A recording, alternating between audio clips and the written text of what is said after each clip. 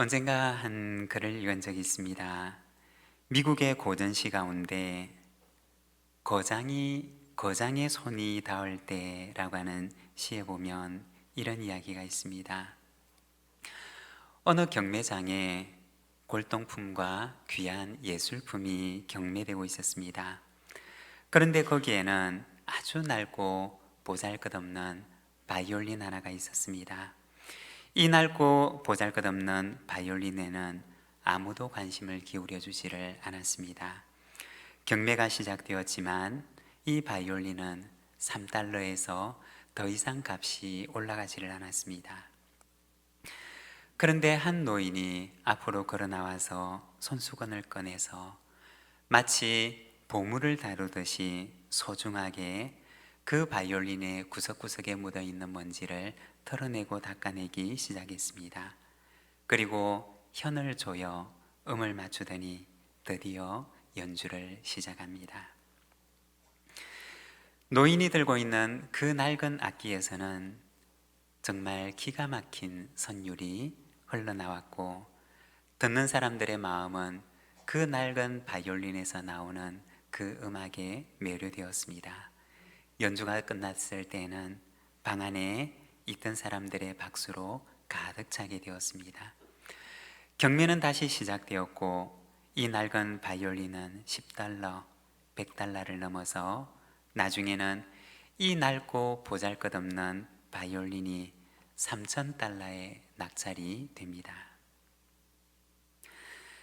낡고 보잘것없는 먼지가 가득 쌓인 악기였지만, 그러나 거장의 손에 들렸을 때 훌륭한 악기가 되어서 많은 사람들에게 감동을 주는 아름다운 선율을 연주하는 악기가 되었던 것입니다.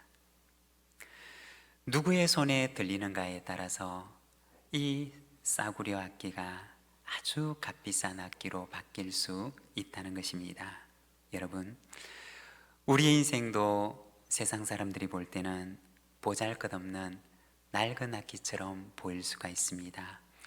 아무의 관심도 받지 못하는 그러한 낡은 악기처럼 보일 수 있습니다. 그러나 거장의 손에, 하나님의 손에 들리게 되면 사람들에게 감동을 주고 세상을 감동시키는 귀한 악기처럼 쓰임받게 될 것입니다. 저와 여러분의 삶이 하나님의 손에 들려서 아름다운 신앙의 삶을 연주하는 복된 인생이 되시기를 바랍니다. 오늘은 우리가 마태복음 28장 말씀을 함께 읽었습니다. 오늘은 이 말씀을 통해서 부활의 신앙으로 삽니다 라는 제목으로 함께 말씀을 묵상하고자 합니다. 기독교는 흔히 부활의 종교라고 이야기를 합니다. 부활을 말하지 않고서는 기독교를 말할 수가 없다는 것입니다. 제가 신학교를 다닐 시절에 바울 신학에 대해서 공부를 했던 적이 있습니다. 수업 가운데 바울의 생애에 대해서 다루는 시간이 있었는데, 바울의 생애를 연구하는 사람들이 필연적으로 마주할 수밖에 없는 문제가 있는데, 그것은 바로 바울의 극적인 변화라고 하는 것입니다. 회심이라고 하는 그 순간을 중심으로 해서 바울은 그 이전의 삶과 그 이후의 삶이 완전히 달라지게 됩니다. 무엇이 바울의 삶에 그토록 극적인 변화를 일으키게 되었는가?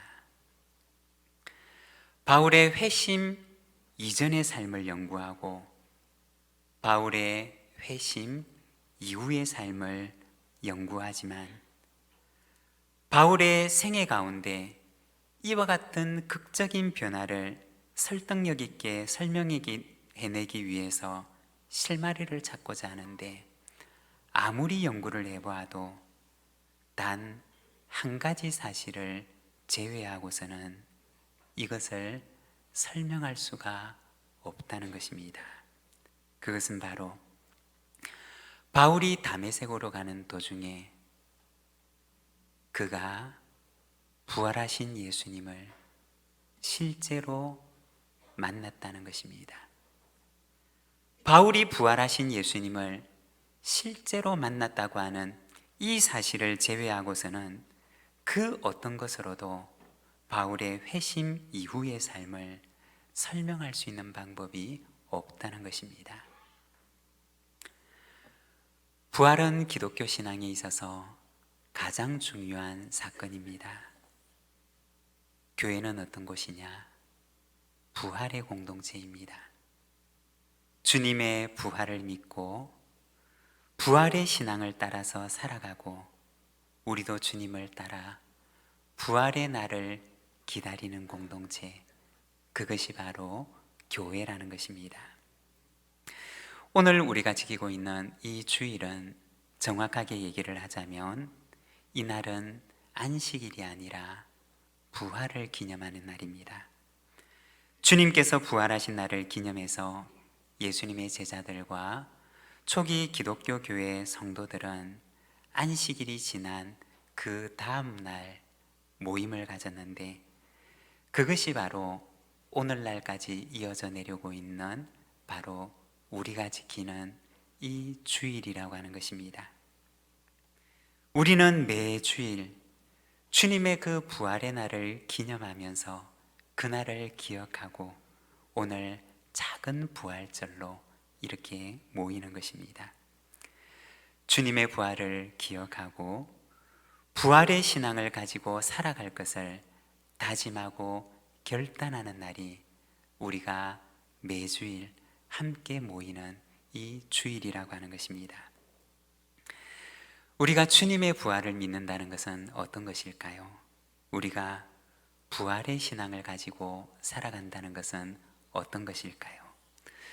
오늘은 우리가 짧은 시간을 통해서 부활의 신앙으로 산다는 것은 어떤 것인가? 우리가 함께 말씀을 묵상하는 시간이 되기를 원합니다.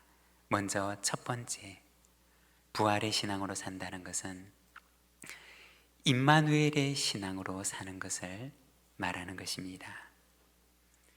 오늘 우리가 읽었던 이 마태복음 28장의 말씀은 마태복음의 마지막 장 말씀입니다. 마태복음의 마지막에는 어떤 내용이 기록되어 있을까요? 일반적으로 보게 되면 글에는 그 마지막 부분에 꼭 하고 싶은 말을 담아 놓는 경우들이 종종 있습니다. 긴 글의 마지막 부분에는 그 글의 결론을 담는 경우들이 있다는 것입니다. 마태복음은 예수님에 대한 긴 이야기를 하고 나서 그 마지막 부분에 갈릴리에서 있었던 일을 기록을 하고 있습니다.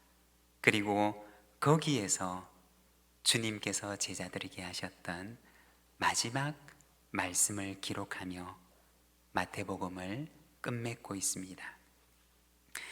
예수님의 이 마지막 말씀을 하시고 나서도 그 이후에 있었던 일이 또 있었겠지만 그러나 마태복음은 주님의 이 마지막 말씀으로 끝을 맺고 있습니다.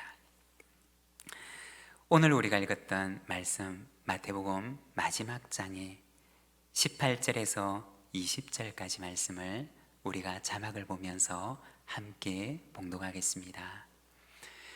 예수께서 나와 말씀하여 이르시되 하늘과 땅의 모든 권세를 내게 주셨으니 그러므로 너희는 가서 모든 민족을 제자로 삼아 아버지와 아들과 성령의 이름으로 세례를 베풀고 내가 너희에게 분부한 모든 것을 가르쳐 지키게 하라. 볼지어다 내가 세상 끝날까지 너희와 항상 함께 있으리라 하시니라. 아멘. 이 말씀으로 마태복음은 끝을 맺습니다. 세례를 베풀고 복음을 가르치면서 제자를 삼을 것을 말씀하시고 마지막에 말씀하시기를 내가 세상 끝날까지 너희와 항상 함께 있을 것이다. 마태복음의 마지막은 부활하신 주님의 마지막 약속의 말씀으로 끝을 맺습니다. 내가 너희와 항상 함께 있을 것이다. 바로 임마누엘에 대한 약속의 말씀으로 끝을 맺고 있습니다. 우리가 주님의 부활을 믿는다고 하는 것은 과거 2000년 전에 예수님께서 부활하셨습니다 라고 하는 역사적인 사건을 믿는다는 것만 의미하지 않습니다.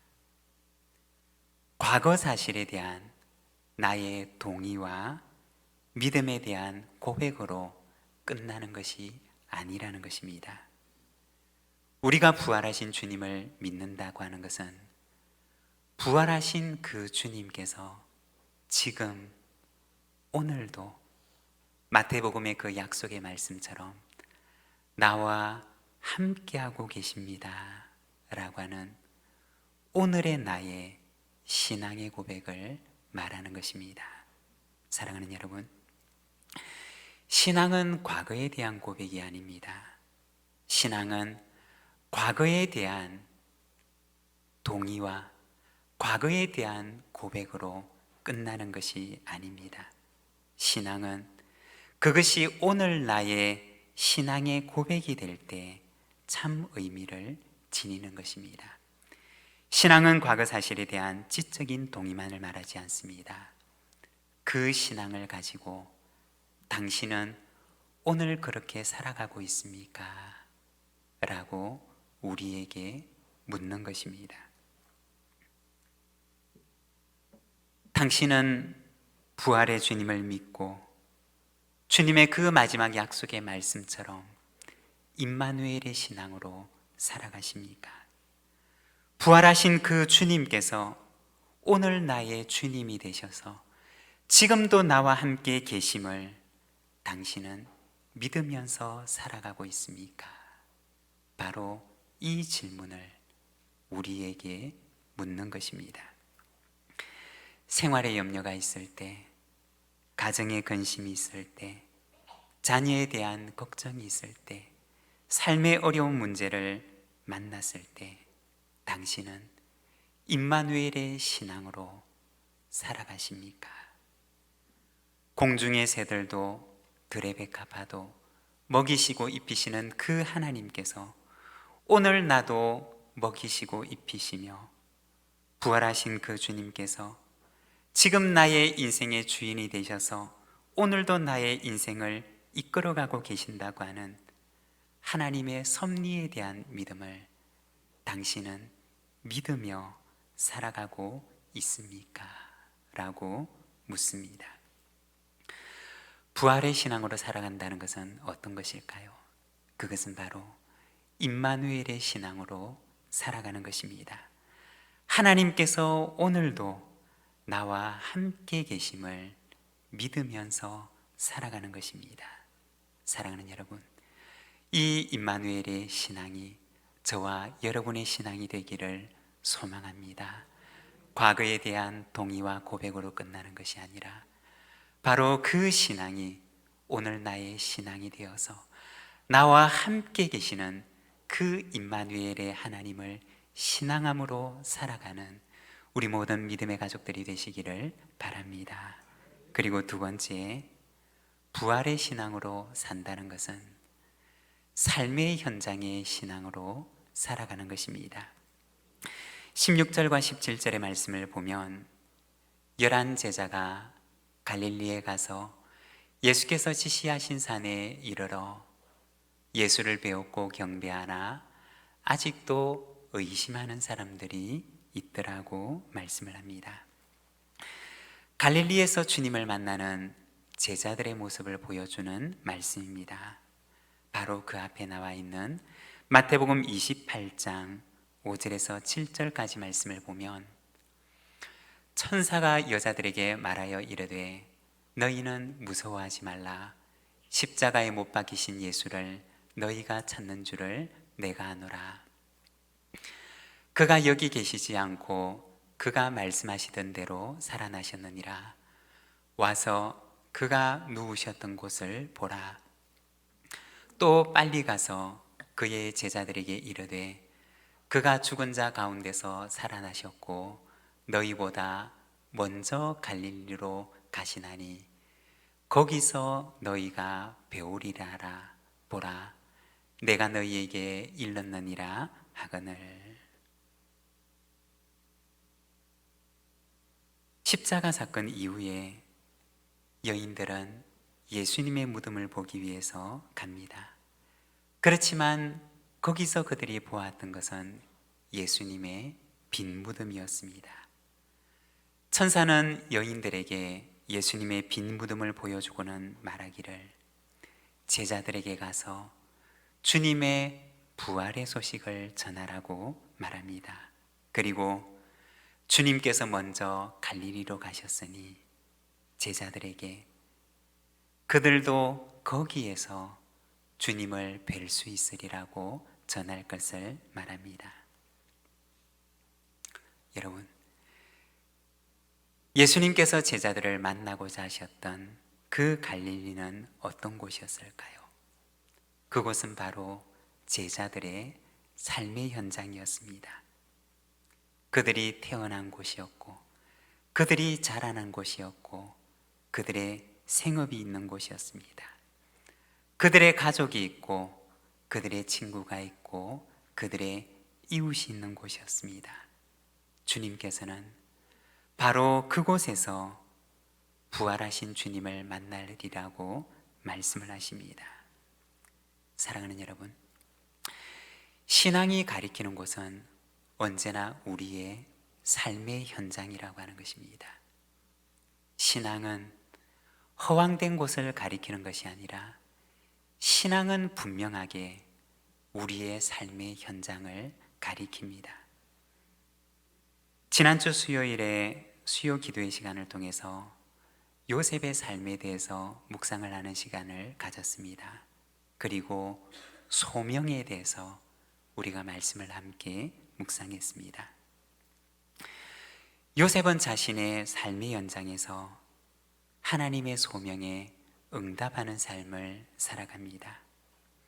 일에 있어서나 사람에 있어서나 그는 자신의 삶의 현장에 있어서 하나님께서 맡기신 일로 그리고 하나님께서 보내주신 사람으로 그는 일을 하고 사람을 대하면서 하나님의 소명에 대한 응답으로 그는 삶의 현장에서 살아갑니다.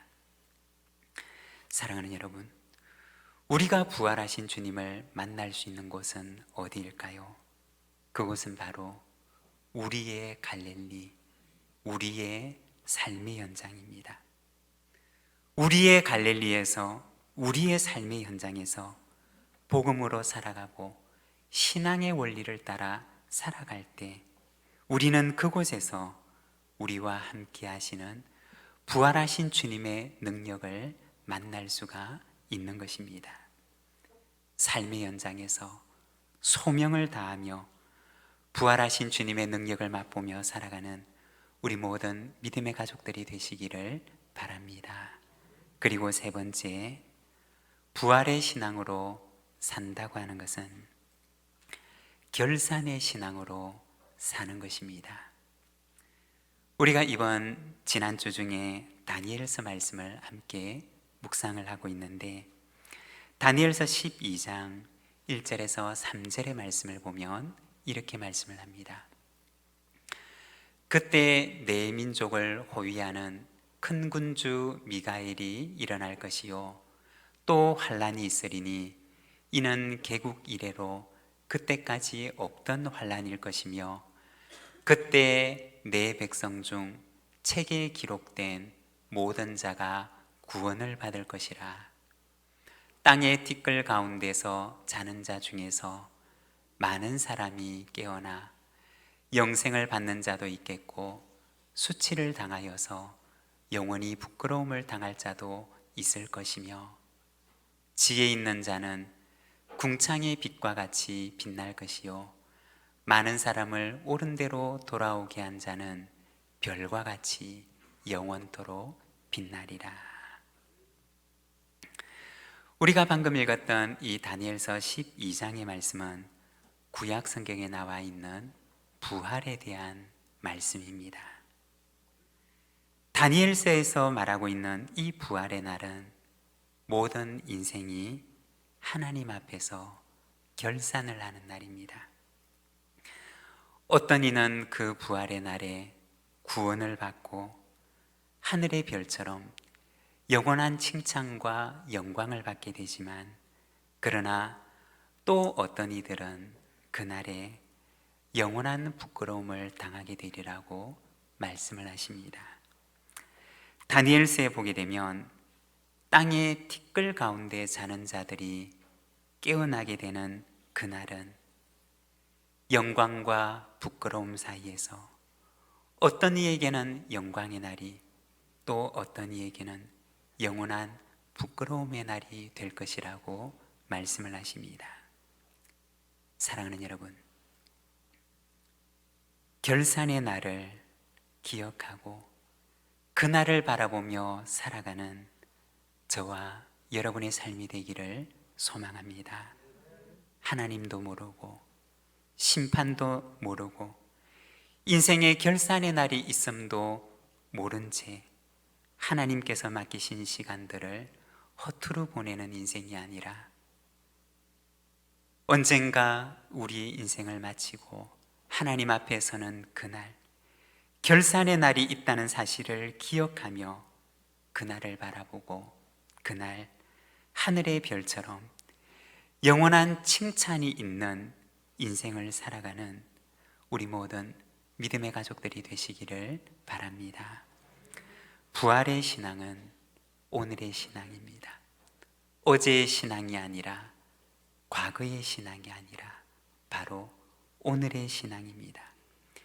임마누엘의 신앙이며 삶의 현장의 신앙이고, 또한 우리의 인생을 결산할 날을 바라보며 오늘을 청지기의 삶의 자세로 살아가는 신앙입니다. 부활의 신앙으로 살아가면서 주님 앞에 서는 날 하늘의 별처럼 영원한 하나님의 칭찬이 있는 삶을 살아가는 우리 부산진 모든 믿음의 가족들이 되시기를 바랍니다. 우리 시간 함께 기도하기를 원합니다. 오늘 우리에게 주신 말씀을 우리가 함께 묵상하는 시간을 가지기를 원합니다. 하나님께서 오늘 나에게 들려주시는 말씀이 있으십니까? 하나님께서 오늘 나에게 기억나게 하시는 말씀이 있으십니까? 그렇다면 그 한 말씀을 붙드시기를 바랍니다. 내가 그 말씀을 붙들지 않으면 공중의 새들이 와서 오늘 뿌린 이 복음의 말씀을 빼앗아갑니다. 이 말씀을 굳게 붙들고 내 삶 속에 복음의 열매를 맺는 삶을 살아가게 하옵소서. 우리 시간 함께 기도하며 나가겠습니다.